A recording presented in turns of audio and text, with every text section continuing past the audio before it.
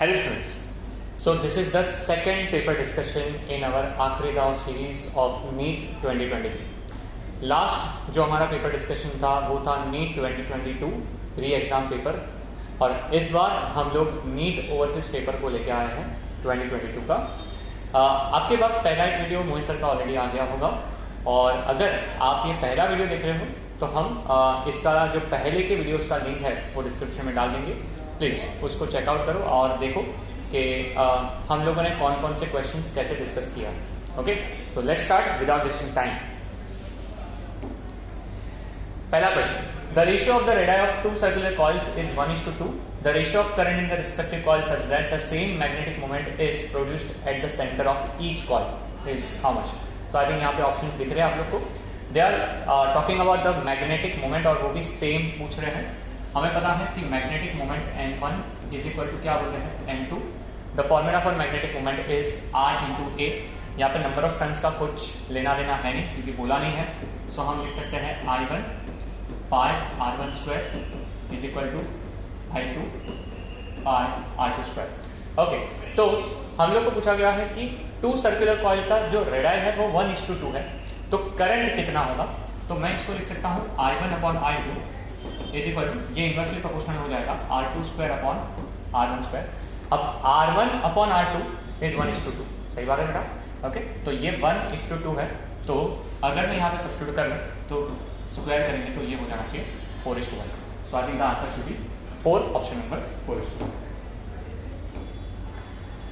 The current in inductor of self-inductance 4 Henry changes from 4 ampere to 2 ampere in 1 second. The EMF induced in the coil is. EMI का question है, और आपको पता है कि जो E होता है वो होता है -N/dt, और जब हम बात करते हैं -N/dt में, सो पहले तो -L की जो वैल्यू है वो 4 है। करंट चेंज हो रहा है फ्रॉम 4 to 2, सो ऑब्वियसली हम फाइनल माइनस इनिशियल लेंगे तो वो आ जाएगा -2 अपॉन टाइम इज 1। सो अगर हम देखेंगे तो द आंसर शुड बी 8, सही बात है, the answer should be 8, option number 3 is the correct answer. Check कर लेते हैं ना।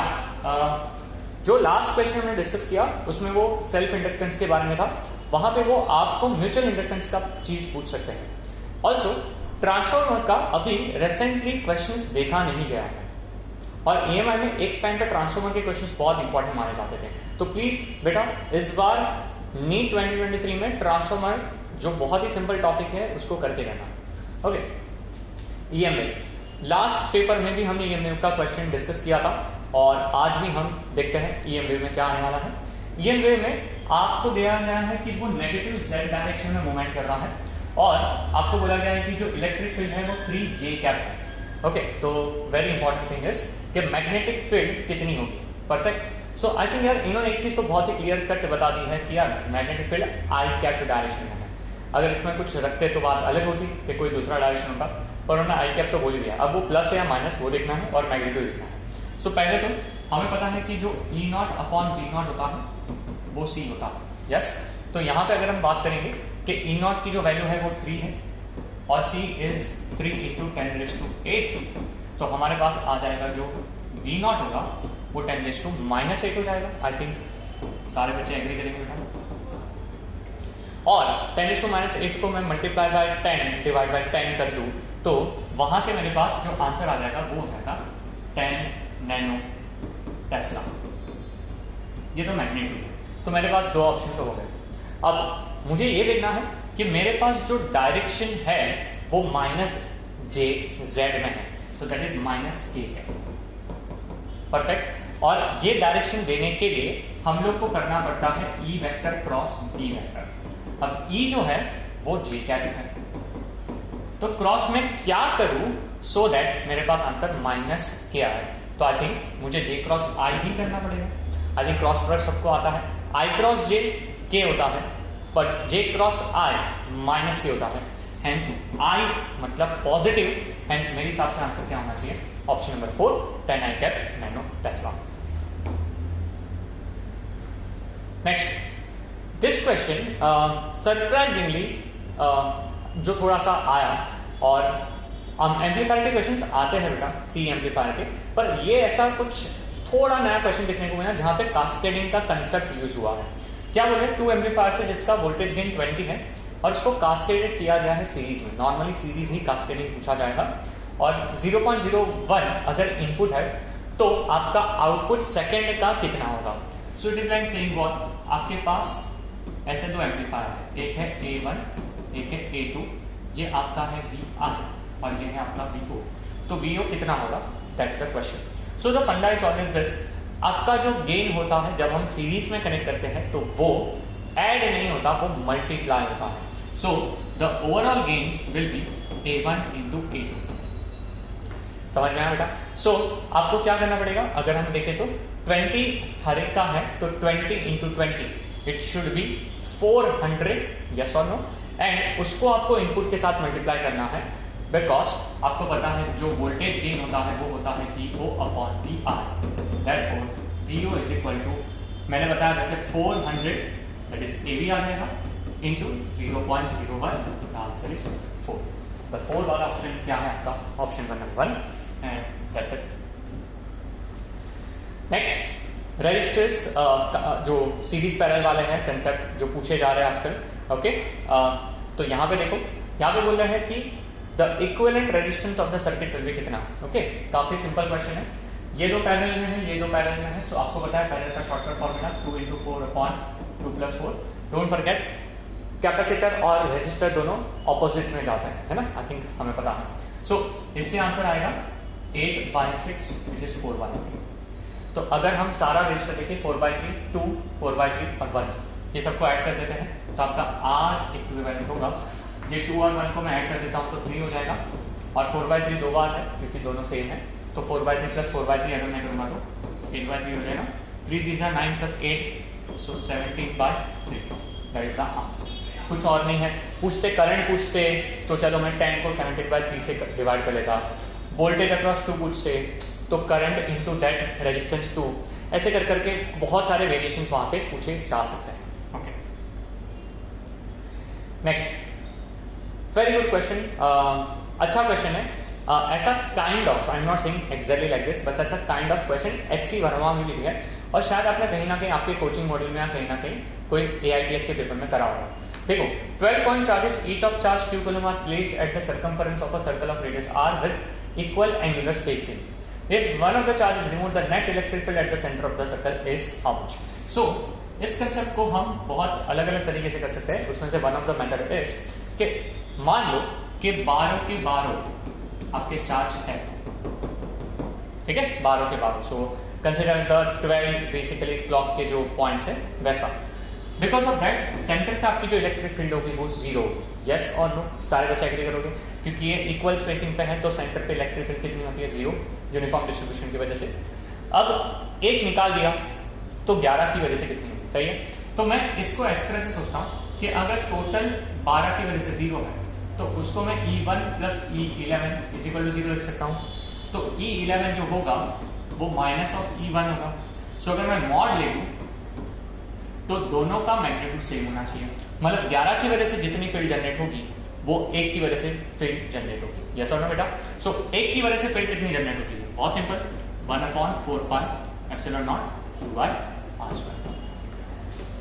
खत्म, दैट्स इट। अब कितना सिंपल क्वेश्चन था बेटा। देखो 12 है तो उसकी वजह से जो फील्ड होनी चाहिए वो तो 0 होनी चाहिए, तो आंसर 0 होगा। अब तूने एक कम किया तो 11 हुए, तो टेक्निकली अगर उनको कोई ऑप्शन देना होता तो ऐसा कुछ दे सकते थे, 11 Q/, है ना, ऐसा कुछ, पर उन्होंने तो उल्टा ज्यादा दिया, 13 दिया, 12 दिया, वैसा ऑप्शन तो है ही नहीं। तो आप थोड़ा सा वैसा, जैसे मैंने आपको लास्ट पेपर में बताया था, कोई कोई ऑप्शन से भी आप डायरेक्ट आंसर गैस कर सकते हो। तो I think option 3 is the correct answer. Now logic gate, जैसे हम लोगों ने डिस्कस किया हुआ बेटा कि लॉजिक गेट का क्वेश्चन ऐसा कोई साल नहीं है जहां पे नहीं आता, तो इस बार भी लॉजिक गेट का क्वेश्चन आपके सामने है। ये तो इतना ज्यादा इजी क्वेश्चन है कि आपको पता है कि ये जो है वो आपका नॉर गेट है ना, ये आपका कौन सा गेट है बेटा, नॉर। और अब बात करते हैं इस गेट के बारे में, तो आई थिंक ये भी आपको पता है अच्छे से बेटा कि ये जो है वो आपका नॉट गेट है और ये गेट बेसिकली कन्वर्ट हुआ है from NOR gate, so it's a converted gate, yes. NOR के आगे अगर आप नॉट लगाओ सो टेक्निकली वो बन जाता है of. So the correct answer is orchid. Very very very simple. बाकी कोई स्कोप ही नहीं है जो आ सकता है. ये खुद नॉर है तो नॉर के आगे कोई दूसरा गेट लगाओ तो बन नहीं सकता. एंड नैंड बनने का स्कोप नहीं है. तो again this is a very very simple question. Next, graph based questions. Last time हमने बताया था, इस बार भी मैं वापस चीज को रिपीट करूंगा. आपको नीट में मिनिमम 2 ग्राफ के क्वेश्चंस आते हैं. उसके लिए आपको कुछ और ज्यादा नहीं करना है. एनसीईआरटी के हर चैप्टर में जितने पॉसिबल ग्राफ है, एक दिन बैठो, शांति से गो थ्रू करो. हर ग्राफ के नीचे का लाइन एक बार गो थ्रू करो बेटा कि वो क्या डिपिक्ट करता है, उसको समझो. And you will genuinely realise कि नीट 2023 में आपसे 2 क्वेश्चन बने. 8 मार्क आपको डायरेक्टली फिजिक्स में मिला.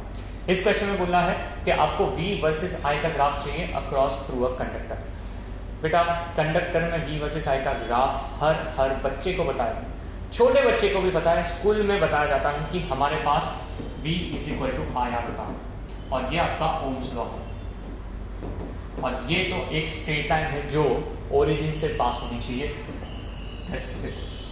इतना सिंपल बेटा, इतना सिंपल क्वेश्चन पूछा गया. सो बोनस क्वेश्चन है बेटा, ऐसे में हम मार्क्स लूज नहीं कर सकते. नेक्स्ट, अब वेरी वेरी वेरी इंपॉर्टेंट इस बार आया है तो आई डोंट नो कि कैसा इस बार वापस आ सकता है नहीं आ सकता. स्टिल हमें पता होना चाहिए बेटा, है ना. यहाँ कलर कोड है और ये प्रैक्टिकल में करवाया जाता है. आई थिंक हर एक बच्चे को पता है कि इसका शॉर्ट फॉर्म, जो शॉर्टकट फॉर्मूला है वो क्या है. ओके, सो एक बार के लिए हम याद करेंगे. BB Roy of Great Britain has a very good wife. BB Roy of Great Britain has a very good wife. So numbering अगर हम देखें तो 0 1 2 3 4 5 6 7 8 9. और इसमें भी कंफ्यूजन होता है कि सर B 3 बार है, G 2 बार है. तो सर ऐसा ना हो जाए कि हम कलर्स में कंफ्यूज हो जाए. तो इसको भी याद करने का तरीका मैं हमारे बच्चों को बताता रहता हूं कि हमारी जो जिंदगी है वो ब्लैक और व्हाइट के बीच में है. हमारी जो जिंदगी है वो ब्लैक और व्हाइट के बीच में है. शुरुआत ब्लैक से होती है और एंड तक आते आते हमें ट्राई करना है कि वो व्हाइट में कन्वर्ट हो. ओके, सो अगर हम बात करते हैं तो इट स्टार्ट्स विद ब्लैक. फिर उसको धीरे धीरे करके आपको शेड कम करना है. एलिमेंट्री इंटरमीडिएट का फंडा थोड़ा लगा सकते हैं. वो black, brown, red, orange, yellow. अब येलो से दूसरे जोन में जाएगा green, blue, violet, grey, white. So this are the colours जो आपको याद रखने हैं. अगर हम बात करते हैं ऑरेंज के बारे में, सो ऑरेंज का 3 है. सो 3 तो आ गया है, दैट मीन्स ए ऑप्शन तो ऑटोमेटिकली आउट है. देन ब्लू है. ब्लू जैसे मैंने बताया है तो मैं इसको अंडरलाइन करता हूं, इसको भी अंडरलाइन करता हूं, तो ये आ जाएगा 6. फिर होता है इनटू, क्योंकि जो तीसरा कलर होता है वो होता है मल्टीप्लायर. टेक येलो, तो येलो आपको दिख रहा है विच इज 10⁻⁴. तो मल्टीप्लायर है वो रेज़ टू 4 में जाता है. अब यहीं पे मैं आपको रोकना चाहूंगा बेटा, रुक जाओ. 36 इंटू 10⁻⁴ अगर मैं देखूं ध्यान से तो अभी तक मेरे पास कुछ स्पेसिफिकली समझ में नहीं आ रहा. बट मैं देख रहा हूं यूनिट जो चल रहा है वो किलो में चल रहा है. सो मैं क्या कर सकता हूं, 360 इंटू 10⁻³ लिखूं तो 10⁻³ किलो में जाएगा तो 360 बच जाएगा. मतलब अब मेरे पास जो आंसर है ये कैंसिल हो गया है और ये कैंसिल हो गया. अब या तो ये है या तो ये है. अब जो बचा है वो कौन सा बचा बेटा, gold. Now the only problem is कि सर गोल्ड का क्या. यस और नो बेटा, गोल्ड, सिल्वर, नो कलर. ये लास्ट के 3 कलर जो नॉर्मली स्पेसिफाइड करते हैं. नो कलर मतलब they will not provide you any colour in the 4th band. Gold has a 5% of tolerance, silver का 10% और नो कलर का 20%. सो गोल्ड का 5% है तो 360 का अगर आप 5 करोगे, 5% निकालोगे तो आई थिंक आंसर 18 आ जाएगा. Hence the correct answer is option number 3.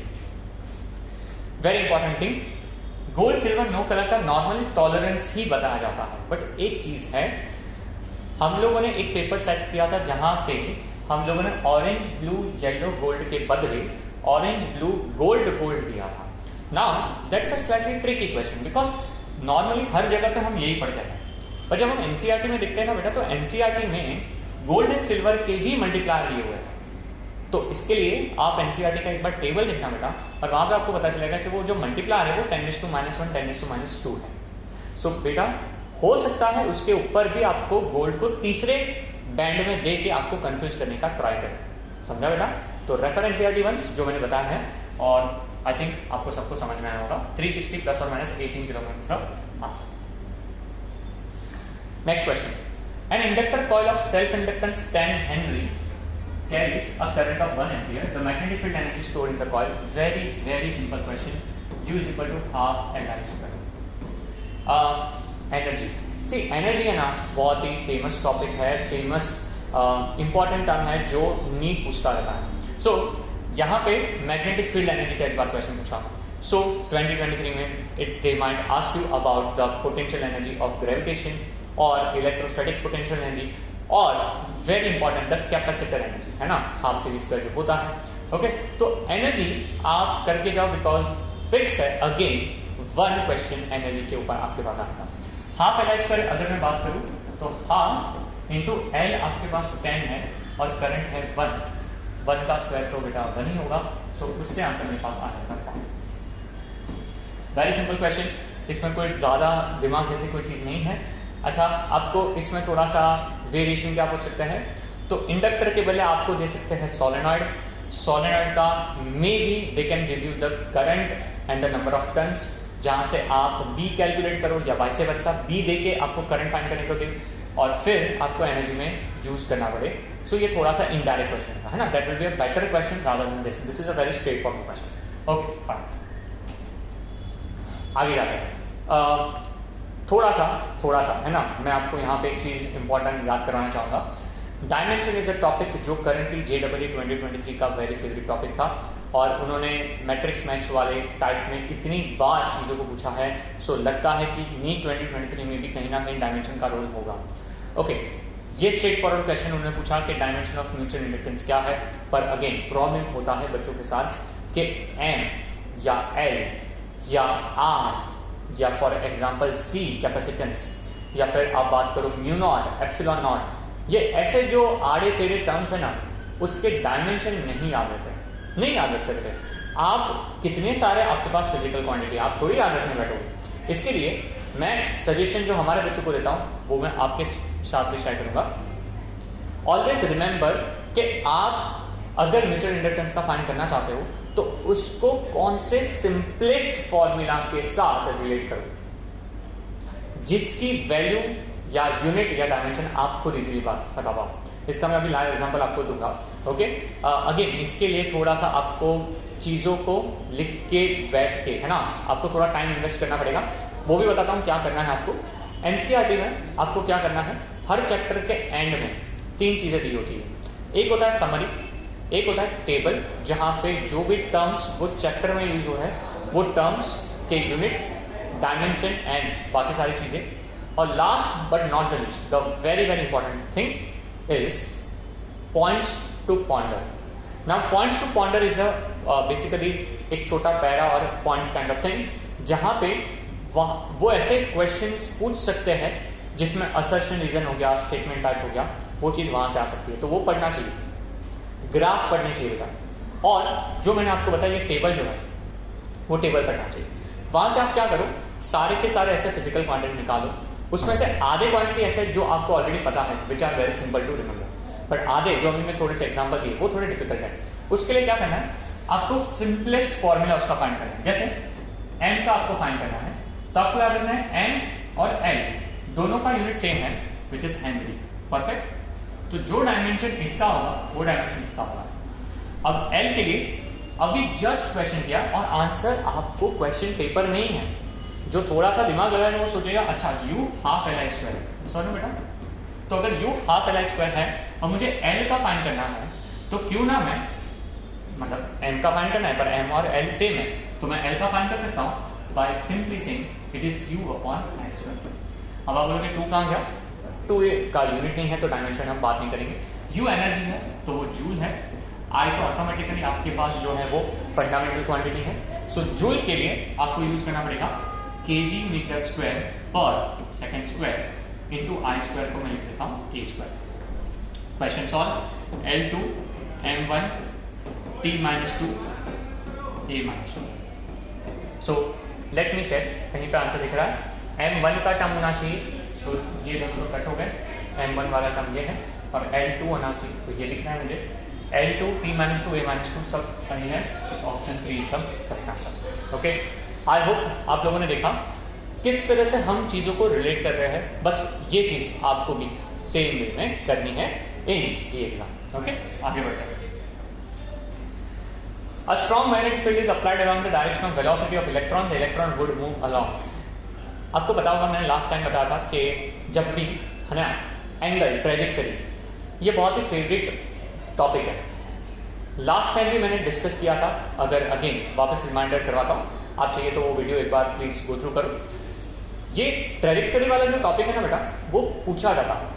यहाँ पे वो पूछ रहे हैं कि अगर आपके पास मैग्नेटिक फील्ड है लाइक दिस, और थोड़ा सा चेंज करता हूं, मान लो ये मैग्नेटिक फील्ड है और आपके पास चार्ज पार्टिकल है, तो चार्ज पार्टिकल को एंटर कराने के मेरे पास ऑप्शन कौन कौन से। सो अगर मैं देखूं, चार्ज पार्टिकल या तो ऐसे एंटर कर सकता है, चार्ज पार्टिकल ऐसे एंटर कर सकता है, या चार्ज पार्टिकल ऐसे एंटर कर सकता है। सो अगर फर्स्ट ऑप्शन है जहां पे वो सेम डायरेक्शन में एंटर कर रहा है, तो थीटा 0 हुआ, थीटा 0 हुआ तो वो स्ट्रेट लाइन में जाएगा। सो अगर वो 90 डिग्री पे जाएगा तो चार्ज पार्टिकल सर्कुलर मोशन में जाएगा, और कोई एंगल पे जाएगा तो चार्ज पार्टिकल हेलिकल में जाएगा। Now this is true for magnetic field. So देख लो, a strong magnetic field is applied along the direction of theta 0। Theta 0 मतलब स्ट्रेट लाइन, मतलब it will not change the path, helical, parabolic, circular, wrong. The correct answer is original path. Okay, very very simple question. Okay, A hollow metal sphere of radius r is given +2 charge its outer surface. So hollow metal sphere है, तो उसके ऊपर हमने +2 charge दे दिया। The electric potential at a distance r/3 from the center of the sphere. So ये total r है और वो r/3 पे पूछ रहे हैं।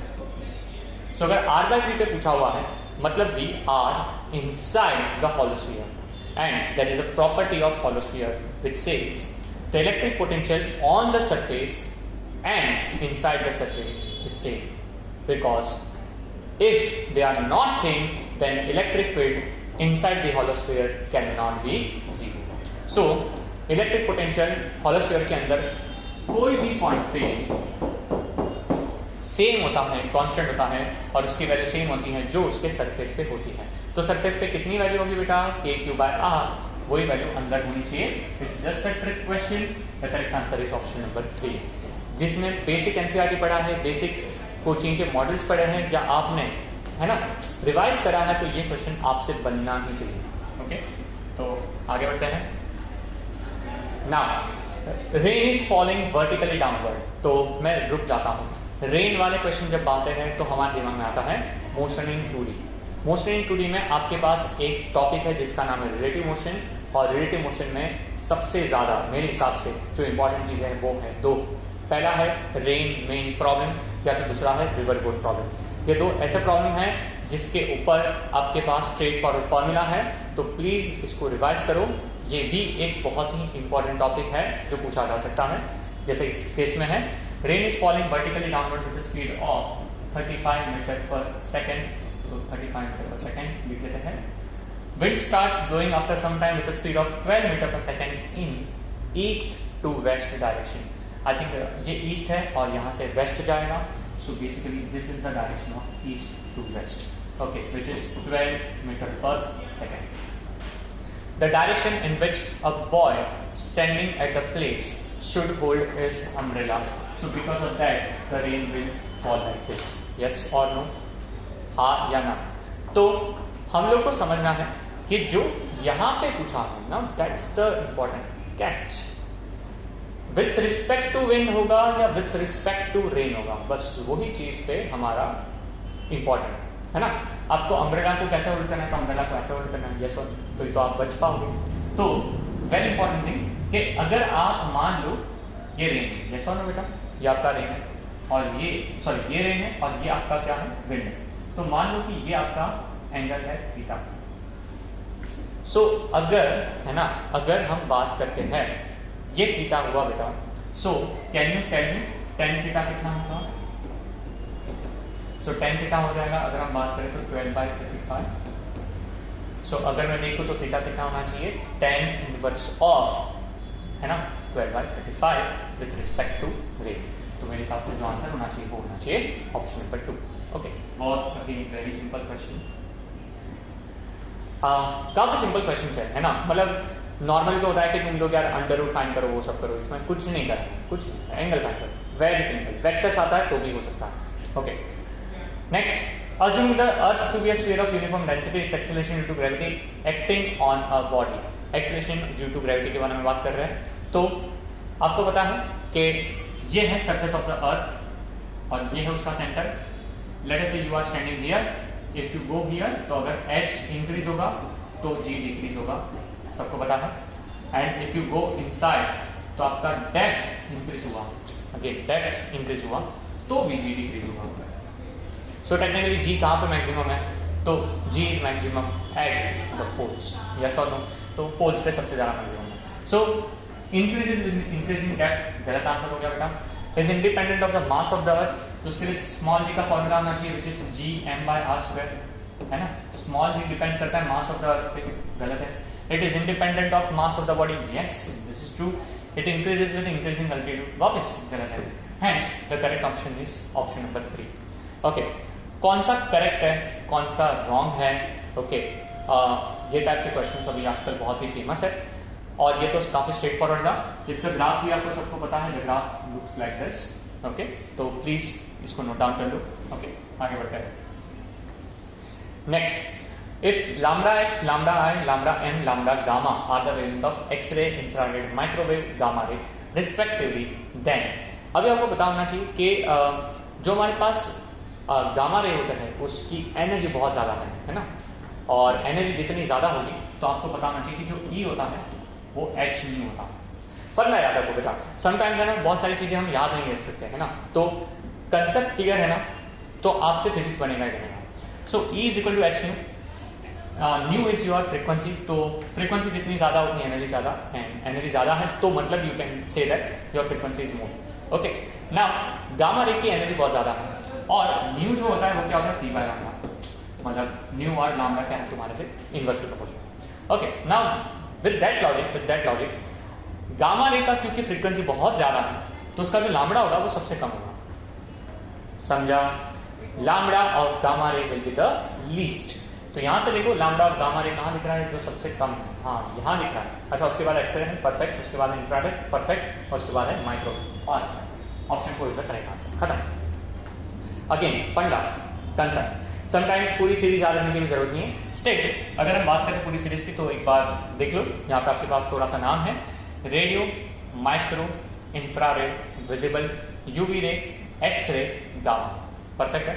सो हम लोग डिस्कस कर रहे थे इसको याद कैसे रख सकते हैं, तो मोहित सर ने बहुत ही बढ़िया सा एक आइडिया दिया है ना। इस मामले में मोहित सर बहुत ही थोड़ा सा कुछ दिमाग बहुत सही लगाते हैं। उन्होंने बोला सर इसका एक हम जैसे BB Roy of Great Britain has a very good wife बनाया, तो सर ने इसका कुछ इन्वेंट करके दिया।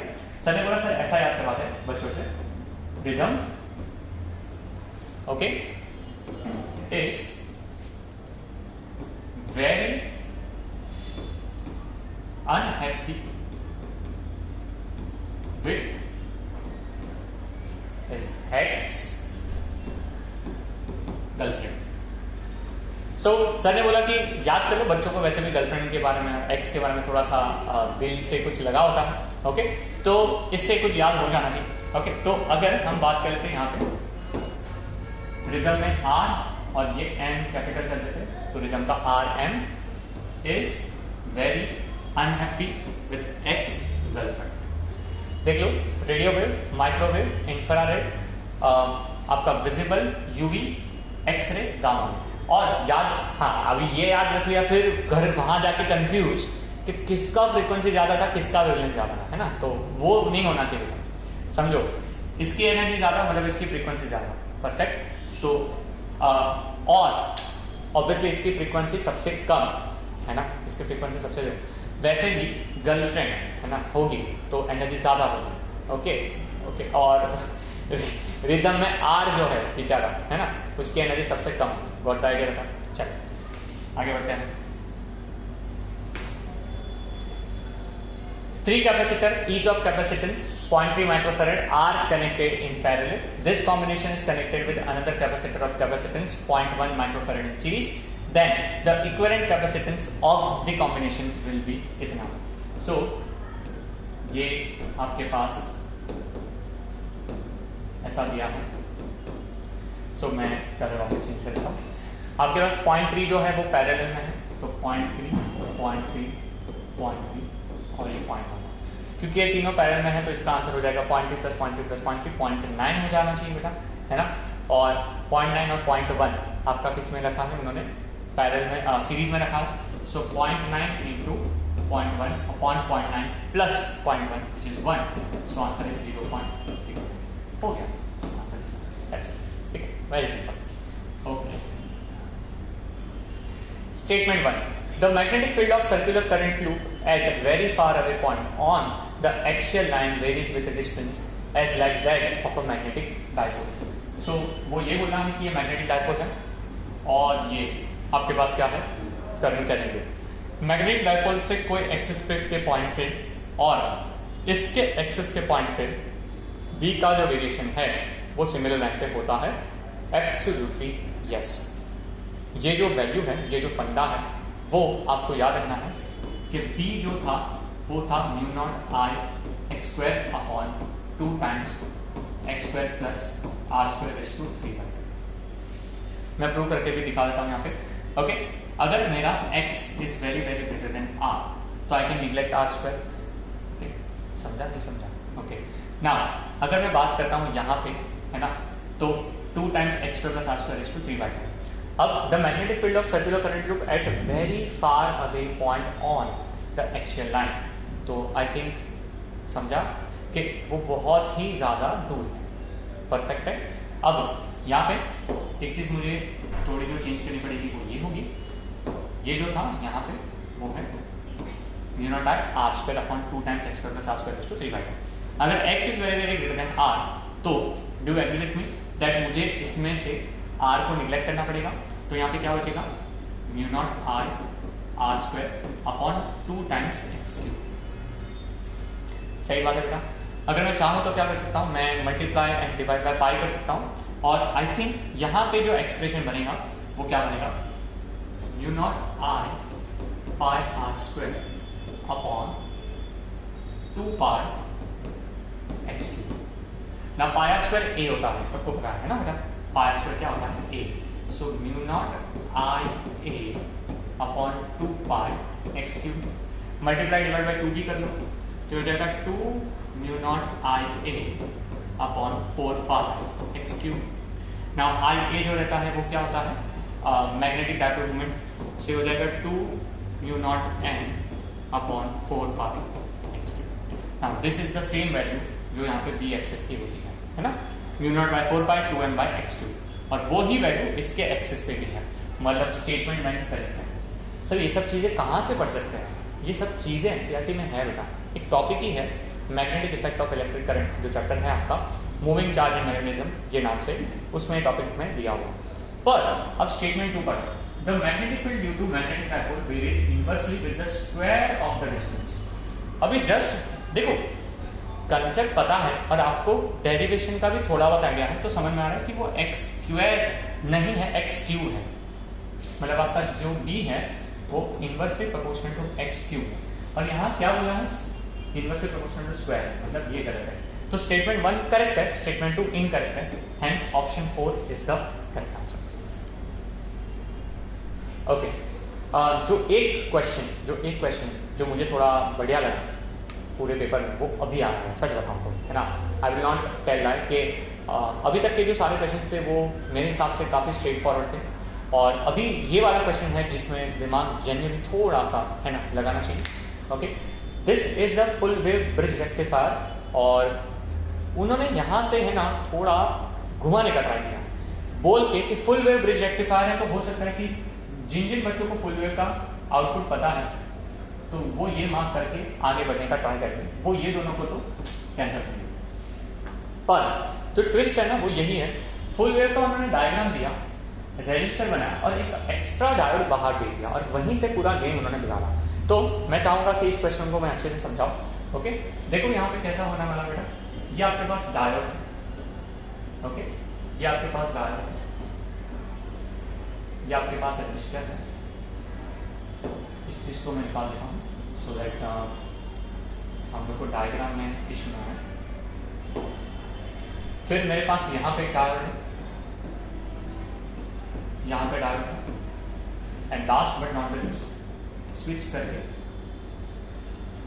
यहाँ पे, ठीक है, और ऐसा फिर तो जो आपका ट्रांसफॉर्मर है एंड सो ऑन।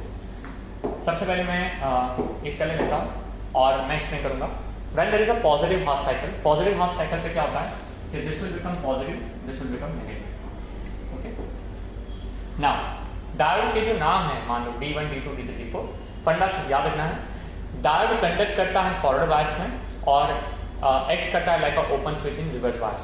तो फॉरवर्ड बायस क्या होता है, पॉजिटिव के साथ पॉजिटिव कनेक्शन, नेगेटिव के साथ नेगेटिव कनेक्शन, रिवर्स बायस इसका उल्टा। तो यहाँ पे देखो ये पॉजिटिव है, डायोड का पॉजिटिव नेगेटिव कैसे आइडेंटिफाई करोगे, ये पॉजिटिव नेगेटिव है, ये पॉजिटिव नेगेटिव है, पॉजिटिव नेगेटिव, पॉजिटिव नेगेटिव। सो चलो देखते हैं कौन कौन कंडक्ट करेगा। तो इस बार कंडक्ट करेगा पॉजिटिव के साथ पॉजिटिव कंडक्ट, पॉजिटिव का साथ नेगेटिव नॉट कंडक्ट, नेगेटिव के साथ नेगेटिव, ये वाला देखो नेगेटिव नेगेटिव कंडक्ट, और नेगेटिव के साथ पॉजिटिव नॉट कंडक्ट। सो जो आपका करंट है वो कुछ ऐसा फ्लो होना चाहिए। अगर मैंने स्विच क्लोज किया तो the current will flow like this, ऐसा जाएगा, फिर ऐसा ऐसा ऐसा ऐसा ऐसा।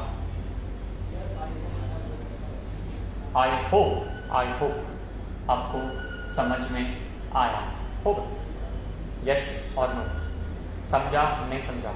क्योंकि अगर ये पॉजिटिव है तो यहां से आपको क्लियर कट समझ में आ रहा है कि ये नेगेटिव है, तो ये तो कंडक्ट पहले नहीं करेगा, पर करंट जब यहां से आएगा तो अब वो यहां से निकल सकता है या बेसिकली यहां से भी जा सकता है, फर्क नहीं पड़ता। समझा? हाँ, अगर मैं चाहूं तो ये वाला जो पार्ट मैंने अभी लिया था उसको अवॉइड भी कर सकता हूँ। कैसे? जैसे मैंने अभी हटा दिया। अगर मैं बात करता हूँ, यहां से आया, फिर यहां से गया, यहां से गया, यहां से गया, रजिस्टर के थ्रू तो पास हुआ, रजिस्टर के थ्रू पास हुआ। अगर मैं अज्यूम करूं कि ये पॉजिटिव है और ये नेगेटिव है, तो ये तो ओपन सर्किट है, तो यहाँ से करंट फ्लो होना ही नहीं चाहिए, तो इसको निकालो तो यहाँ से वापस रिटर्न हो जाएगा। सो करंट आएगा ऐसे और रिटर्न होगा ऐसे। So this is a path और रजिस्टर से पास हुआ है, मतलब ये वाला साइकिल तो आएगा ही आएगा। पर ट्विस्ट जो था वो उल्टा है, द ट्विस्ट इज जो है वो उल्टा। उल्टा क्या है? अगर मैं बात करूं कि अब ये पॉजिटिव बना और ये नेगेटिव बना, now that is where the catch is. ये पॉजिटिव बना तो अब ये पॉजिटिव पॉजिटिव कनेक्टेड, ये नेगेटिव बना तो ये नेगेटिव नेगेटिव कनेक्टेड, तो मतलब ये डायोड अब फॉरवर्ड बायस बन गया। अब ये डायोड फॉरवर्ड बायस बना मतलब उसके पास दो रास्ते हैं। सो करंट अब यहां से आने वाला है, उसके पास दो रास्ते कौन कौन से हैं? एक है कि मैं इसके थ्रू जाऊं, दूसरा है कि मेरे पास लीस्ट रेजिस्टिव पाथ है। Current always takes which path? Least resistive path. So current यहां से जाके यहां से पहुंच के यहां से निकल जाएगा, मतलब वो इस रजिस्टर के अंदर एंट्री नहीं मारेगा। बेटा समझ में आ रहा है? The current is not going to enter into this circuit, the current will go like this, मतलब वो रजिस्टर के थ्रू गया नहीं, हेंस इसके बाद वो जीरो पे जाएगा और देन ऐसे करके आगे बढ़ेगा। इससे क्या समझ में आया पता है बेटा? इससे ये समझ में आया कि बोला है फुल वेव बट वो काम कर रहा है as a half wave rectifier and hence this is the correct answer. To summarise what happened in this actual question is this. सबसे पहले पॉजिटिव हाफ साइकिल में ये प्लस है, ये माइनस है। In that case, this diode is acting like on open circuit reverse bias. तो current अंदर से फ्लो होगा और आपको पॉजिटिव हाफ साइकिल मिलेगी। In the negative half cycle when this is negative, this is positive, this diode acts like a closed circuit because forward bias. मतलब पूरा current वो डायोड के थ्रू पास होके ये रजिस्टर को बाईपास कर देगा and hence it will be the zero key. So that's why it is like or working like a half wave rectifier. अगर ये चीज आपको वापस समझनी है तो थोड़ा सा पहले जाओ, वापस जो मैंने बोला है वो सुनो अच्छे से एंड इस कंसेप्ट को अच्छे से समझ लो बेटा। अच्छा क्वेश्चन था, वंस इन अ व्हाइल ऐसे नीट में बहुत बढ़िया क्वेश्चन आते हैं, उसमें से ये क्वेश्चन था। आगे जाते हैं। When a particle with charge q is thrown with initial velocity v towards another stationary charge q, it is repelled back after reaching the nearest distance r from plus q. The closest distance that it can reach if it is thrown with initial velocity to v. It can thrown with initial velocity to v. अच्छा, when a particle with charge q is thrown with initial velocity v, मतलब कोई velocity initial है ना बेटा, तो वो सारी की सारी एनर्जी जो स्टार्टिंग में प्रोवाइड करोगे वो आई थिंक एग्री करोगे वो तुम्हारी होनी चाहिए हाफ mv², और वो कन्वर्ट हो जानी चाहिए in the potential energy. Yes और नो बेटा? सो पोटेंशियल एनर्जी के लिए क्या लगाना पड़ेगा? k q/r। तो आई थिंक है ना, उन्होंने बताया है कि यहां पे स्टार्टिंग में बोला it is repelled back after reaching the nearest distance r from q। तो can I say v² is inversely proportional to r? Yes और नो? तो अगर मैं लिखना चाहूं तो v1² upon v2² is r2 upon r1। तो अब यहां से हम निकालते हैं। स्टार्टिंग में वेलोसिटी है v², आई थिंक अगर नहीं दिख रहा है तो मैं थोड़ा चेंज करता हूं, it is v² upon next वाली कितनी है 2v² तो 4v² is equal to r2 जो मुझे ढूंढना है अपॉन r1 कितना है r, कट होगा तो r2 होना चाहिए r/4, hence 4 should be the correct answer. Okay, simple question है। ओके, बट थोड़ा लॉजिक अगेन लगाना पड़ेगा। इस चीज को बोलते हैं डिस्टेंस ऑफ क्लोजेस्ट अप्रोच। ये कंसेप्ट आपको एटम्स में भी आता है, इंपॉर्टेंट है, पढ़ लेना एक बार। Next very simple question. Okay, देख लो। The figure given below shows the displacement time graph, और आपको आइडेंटिफाई करना है ग्राफ का मतलब क्या है। देखो, मैंने बोला था 2 ग्राफ आते हैं, दूसरा ग्राफ यहाँ पे आ चुका है। x वर्सेस t ग्राफ है, इसका स्लोप कांस्टेंट है। स्लोप कांस्टेंट है मतलब वेलोसिटी कांस्टेंट। उसके बाद आपका स्लोप 0 हो रहा है, मतलब वेलोसिटी 0, मतलब particle is at rest. Constant velocity, particle is at rest, the particle moves at constant up to a time then stops. Option 4 is the answer. बाकी सब फालतू है, रेस्ट पे है, एक्सीलरेटेड पे है, जरूरत ही नहीं है ना। स्ट्रेट फॉरवर्ड क्वेश्चन अगेन, ये आपको तुरंत आना चाहिए। नेक्स्ट असर्शन रीजन, सबसे ज्यादा जिसमें प्रॉब्लम होता है असर्शन रीजन में। मैं सजेस्ट करूंगा लास्ट के अभी 15-20 दिन में एटलीस्ट पर डे के आप कुछ 8 से 10 ऐसे एमसीक्यूज करो जिसमें स्टेटमेंट, असर्शन रीजन, ऐसे टाइप के क्वेश्चंस हो, है ना। चलो, Gauss's law for magnetism states that the net magnetic flux through any closed surface is 0। मतलब वो बोल रहा है कि close integral b vector dot ds vector is equal to 0। Is this true? अगर आपको पता है तो कमेंट में आंसर लिखो, इज दिस ट्रू? इस टाइम पे सोचो। Absolutely true, yes. Close integral b vector dot ds vector is 0। ये गॉसेस लॉ फॉर मैग्नेटिज्म है बेटा, और उसका रीजन ये है बिकॉज मैग्नेटिक मोनोपोल एग्जिस्ट करते नहीं। गॉसेस लॉ क्या होता है कि टोटल चार्ज एनक्लोज, तो वैसे ही अगर मैं इलेक्ट्रोस्टैटिक्स में ऐसा है तो मैग्नेटिज्म में भी वैसा ही होगा कि टोटल पोल्स हमारे पास जितने हैं वो एनक्लोज कितने होंगे। अगर मैग्नेटिक मोनोपोल एग्जिस्ट ही नहीं कर रहे तो plus and minus M cancel करेगा तो आंसर 0 होगा। मतलब रीजन है कि magnetic monopoles does not exist या डू नॉट एग्जिस्ट। यस, वही रीजन दिया है हमने, और वो रीजन दिया है मतलब असर्शन करेक्ट है, रीजन करेक्ट है, और रीजन असर्शन को जस्टिफाई भी करता है। हेंस मेरे हिसाब से जो करेक्ट आंसर है कि both A and R, true and R is the correct explanation of A, yes, absolutely correct. So 2 is the correct option. Again, कहाँ से पढ़ने को मिलेगा? Obviously बेटा, कहाँ से मिलेगा? NCR, बाइबल, आपकी बाइबल है, उसी में से चीजें पूछी जा रही है, उसी में से चीजें पूछी जाती है, ठीक है। चलो,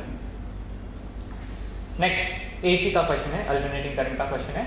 V दिया है Vm sin omega t and pure inductor circuit दिया है, और Im is the peak value of AC current, the instantaneous power. Okay, so याद रखो P instantaneous का जो फॉर्मूला होता है वो होता है E into R।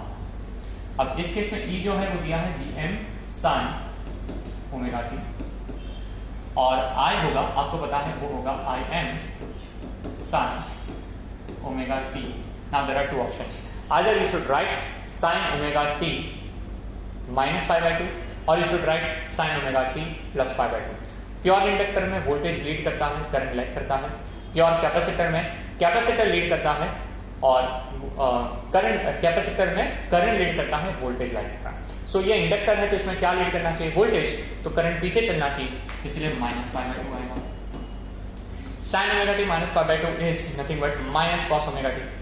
थोड़ा थोड़ा एकदम बेसिक हल्का फुल्का ट्रिक है ना, आना चाहिए। तो इससे क्या होगा, V M I M sine omega T cos omega T, पर आगे कौन सा साइन आना चाहिए था, माइनस।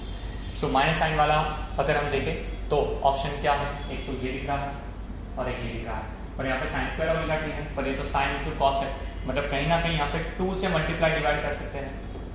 और 2 sign omega T cos omega T, again एक फॉर्मूला है, 2 sign omega T cos omega T is sine 2 omega, तो साइन 2 ओमेगा टी मतलब यहाँ आया, तो करेक्ट ऑप्शन है 1। ओके, समझ गया ये, वेरी इंपॉर्टेंट।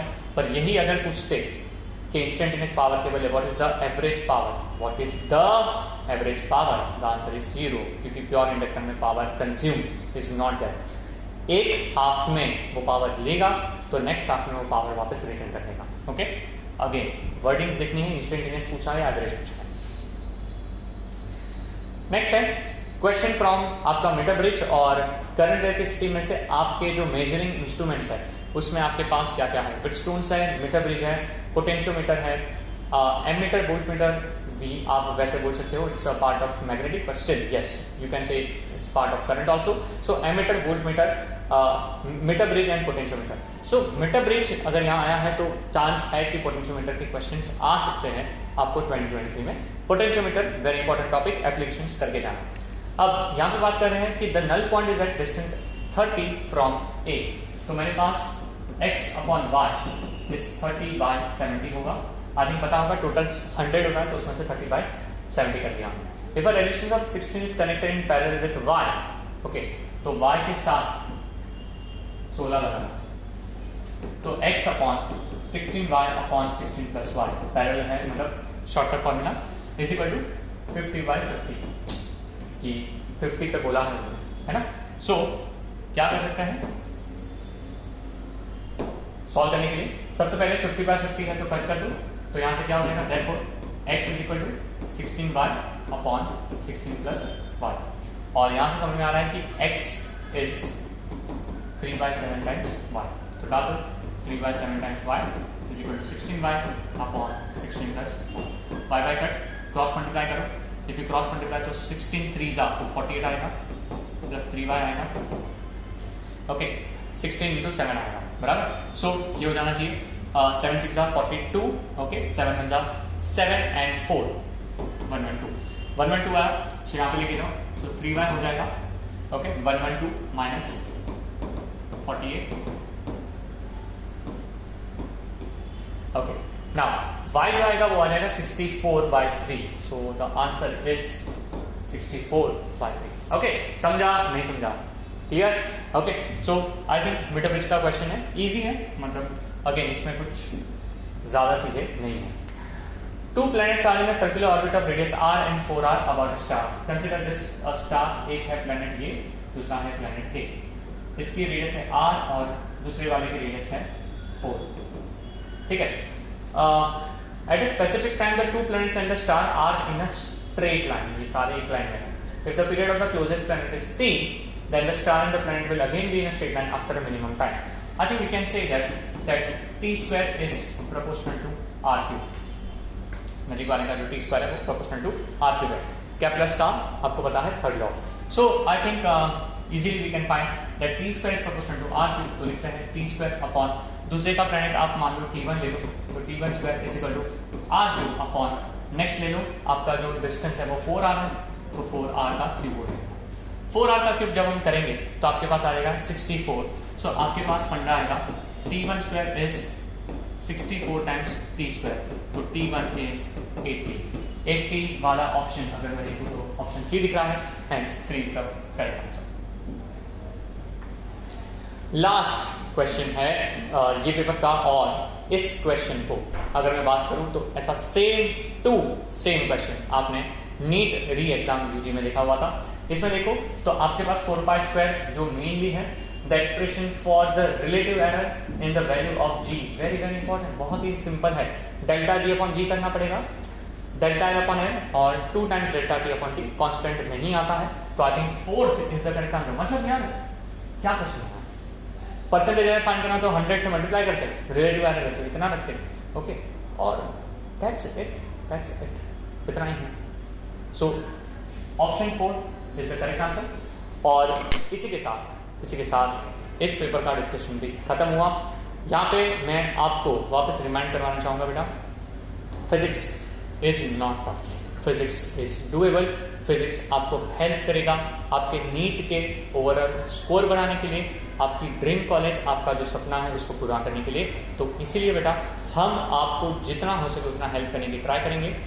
नेक्स्ट जो वीक में हमारे वीडियोस आएंगे वो आएंगे अबाउट द नीट 2021, जो एक्स्ट्रा एक पेपर था जो हुआ था 2021 में, उसका डिस्कशन के साथ। आई होप आपको हमारी ये जो सीरीज है वो पसंद आ रही है।